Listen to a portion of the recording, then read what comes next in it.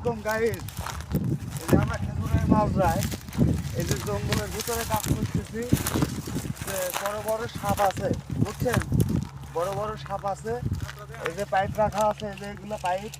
এই জঙ্গলের মধ্যে সাপ থাকতে পারে অনেক বড় বড়, তাই আমরা এই যে লাঠি হাতে করে হাঁটতেছি। যাই হোক গাইস, আপনারা আমাদেরকে দোয়া করবেন যেন আমাদের সাপ না দেখে, আমরা যেন সাপের দেখতে পারি, বুঝছেন? তো যাই হোক, আমরা খুব সমস্যার মধ্যে আছি।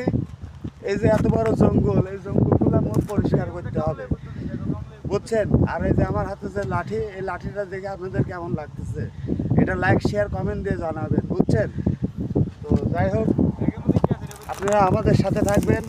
এই যে ব্যাগের মধ্যে এগুলা আমরা এটা ফুল রাখছি, এটা খেজুর গাছের মধ্যে ঢুকায়। আর ওটা কি? ওটা এটা কাশি ভাই, এটা কাশি সাপের নুনু কাটা যায়।